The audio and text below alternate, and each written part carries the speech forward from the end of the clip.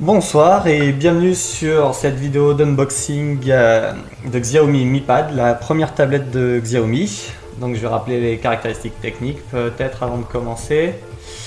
Donc on est sur une tablette en 7 pouces 9 équipée d'un Tegra K1 de Nvidia, quad-core à 2,2 GHz, d'un appareil photo en façade de 5 mégapixels, un de 8 mégapixels au dos, 2 Go de RAM, 16 Go de ROM, 6700 mAh de batterie, un traitement Gorilla Glass 3 et avec un écran capacitif en IPS.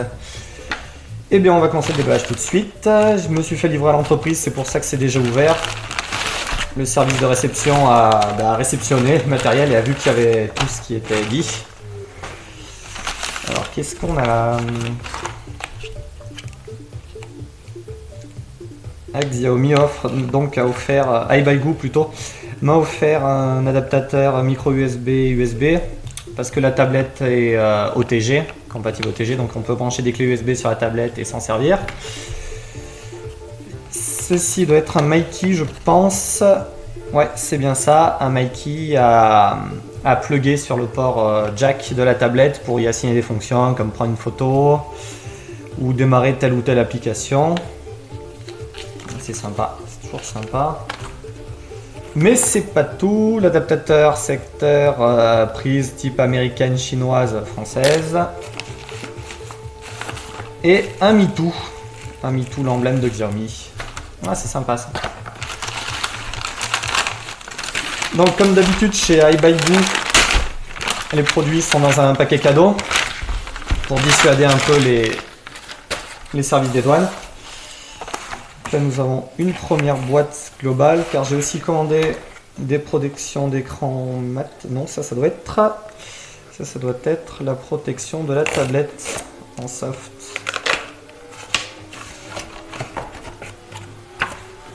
Une protection no name, je crois pas que ce soit une Xiaomi même si elle met dessus. Bon, c'est peut-être une Xiaomi alors. Protection blanche en soft touch, assez agréable. Je l'ai prise parce que je pense que le côté plastique lisse ne sera pas super agréable en prise en main de la tablette. Voilà pour ça. Voilà les protections d'écran. Donc deux protections. Une pour tenter de la mettre correctement et la deuxième pour la mettre correctement.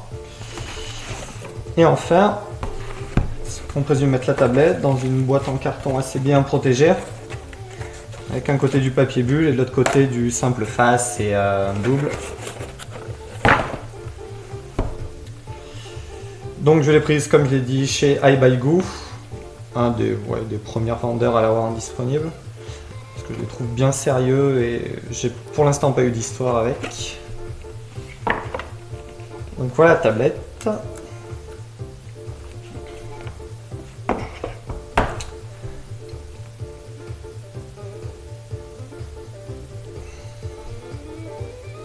Prise en main assez intéressante, moi c'est ce que je cherchais, j'avais une tablette 10 pouces auparavant et là une prise à une main, bon qui est pas aisée mais c'est jouable malgré tout, c'est préhensible à une main, on n'est pas bloqué.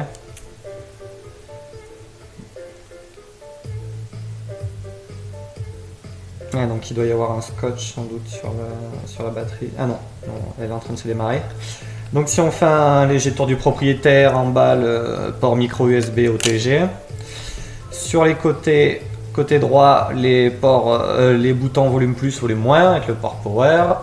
Sur le dessus, le port jack sur lequel on pourra brancher le fameux Mikey de Xiaomi. Sur la gauche, ici, un slot pour carte micro SD, donc compatible jusqu'à 128 Go. Deux micros avec l'APN 8 mégapixels de Sony. Ouais, ça a bien l'air d'être deux micros, oui. Les sorties d'enceinte sur le dessous, donc peut-être qu'elles se retrouveront facilement bouchées si on pose la tablette sur un lit, une table ou autre chose dans ce goût là. Donc la tablette est en train de démarrer, on reconnaît le logo Android ici qui montre qu'on est déjà sur du KitKat. Moi je vais choisir l'installation en anglais, je suis pas encore habitué au chinois.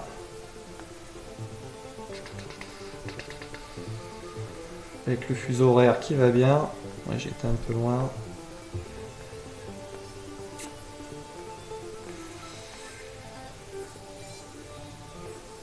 Ah oui, j'ai raté Londres.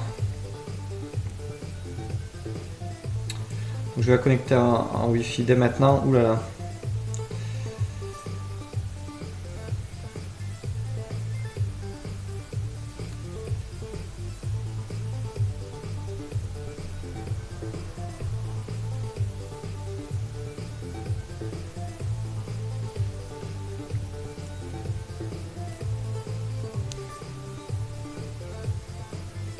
C'est intéressant ce format en tout cas. Un format un peu comme un iPad mini. 4 tiers. Ouais, c'est 4 tiers ça. C'est 4 tiers. Moi, je me souviens plus. Bon, je m'identifierai plus tard. Donc, on peut skip. On le fera plus tard. On verra ça plus tard également. Donc, voilà. Avec cette tablette. Donc, un chargeur secteur. Par défaut, prise type américaine. Chinoise et sans doute d'autres pays que je ne connais pas. Plus gros que le chargeur du Mi Free, à voir s'ils sont intercompatibles. On est sur une sortie de 2 ampères, donc attention sur les smartphones. Si on veut se servir du chargeur du Mi Pad sur un smartphone, ça a tendance à un peu réduire la durée de vie des batteries de smartphone de les charger à trop fort ampérage. Oula, bah. Ah si, voilà, adaptateur qui tient bien, voilà, pas de souci. Ensuite, dans le package, une petite target, enfin je sais pas comment appeler ça, un petit poinceau pour éjecter l'emplacement pour insérer une micro SD, comme pour une carte SIM de téléphone, unibody ou autre. Et un câble micro USB, je suppose. C'est bien ça, comme sur les autres appareils de la marque Xiaomi. Rien de bien différent. En longueur, on est sur la même longueur que sur d'autres appareils Xiaomi, c'est-à-dire dans la norme. Plus court que ce qu'on connaissait à l'époque, mais suffisamment long quand même malgré tout.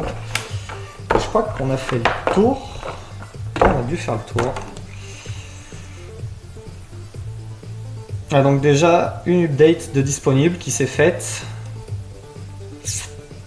D'ailleurs, on va redémarrer la tablette tout de suite. Donc une tablette sur Android KitKat 4.4, je sais plus combien, 4.4.2 je crois, mais on est sur une surcouche donc MIUI V5 si je ne dis pas de bêtises. En tiens, voyons la protection.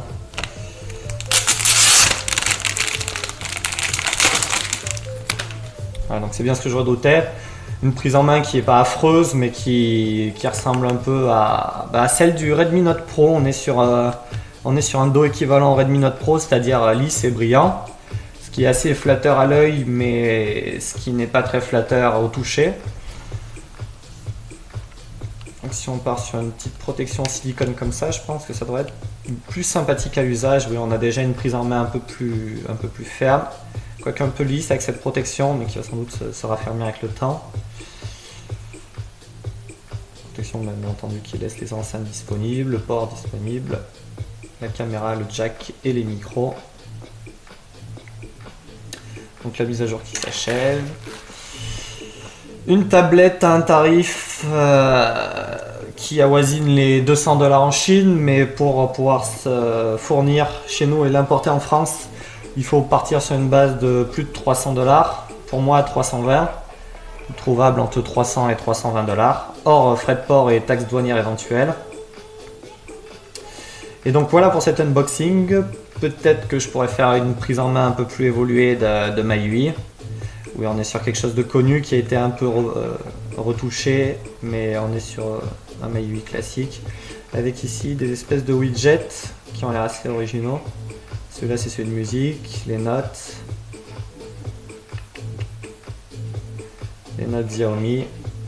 Alors encore avec des applications qui ont l'air d'être en anglais ici, mais certaines qui sont propres au marché chinois comme bah tiens, je sais pas si c'est YouTube ça. Bon, ça doit être un équivalent YouTube chinois qui ne m'intéresse pas beaucoup, et donc bah, forcément comme d'habitude chez Xiaomi On fera un peu à sa guise. Pour personnaliser son système, c'est vraiment très simple. Par exemple, si je veux installer un thème. Si je veux installer un thème, où sont les thèmes? Ils seront peut-être rajoutés par la suite. Enfin, à voir. À voir, mais en tout cas, le premier contact est vraiment très bon. On a vraiment quelque chose d'une qualité honnête. Comme d'habitude chez Xiaomi, enfin, on tape dans le haut de gamme niveau caractéristiques et interne. Avec rien qui n'est mis de côté. On a une batterie de quasiment 7000 mAh, donc ça laisse présager de bonnes capacités pour la lecture de film ou le jeu. Un écran de très bonne qualité qui répond au doigt et à l'œil. Une réactivité tout simplement aussi sans faille, peu importe où l'on aille. Bon, après c'est lié à la connexion internet, mais il n'y a absolument rien à dire dessus. La qualité d'affichage a l'air très bonne. Est-ce que les couleurs ont l'air fidèles? Je sais pas. Ça a l'air un peu tape à l'œil, mais sans être trop criard comme certains écrans de téléphone qui vraiment poussent le vice assez loin. On est sur une luminosité moyenne, enfin automatique plutôt. Une luminosité qui peut monter très très haut. Ah oui, en effet. Ouais. Utilisable, la tablette sera sans doute utilisable facilement en plein jour, sans aucun souci, dans le jardin ou au parc ou dans les transports en commun avec le soleil qui tape dessus. Je pense qu'il n'y aura vraiment pas de souci à avoir de ce côté-là. Il y a l'air d'avoir, et oui, il y a une lettre de notification. J'ai oublié de le mentionner. Le capteur photo. Juste focus.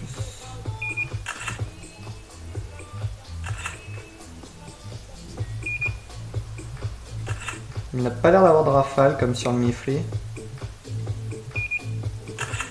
Non, en même temps, c'est une tablette et ce n'est pas un photophone. Est-ce qu'on lui demande un peu en retrait sur les photos? Un peu en retrait sur les photos, mais une fois encore, on est sur une tablette et pas sur un smartphone très haut de gamme. Ceci dit, la prise de vue est rapide, la mise au point en vidéo également.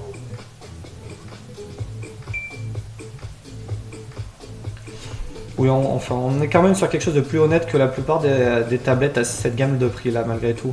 À voir pour le capteur de façade de 5 mégapixels pour faire des égaux portraits comme il se doit. Et sinon, si vous avez quoi que ce soit comme question, n'hésitez pas à me les poser en dessous de la vidéo ou dans le test écrit que je ferai sans doute prochainement sur Cocoatland. Et merci à Baigu pour cette tablette et ses goodies qui ont été qui accompagnaient la tablette sans que j'ai à dire quoi que ce soit. Et à bientôt pour une prochaine vidéo de prise en main sans doute.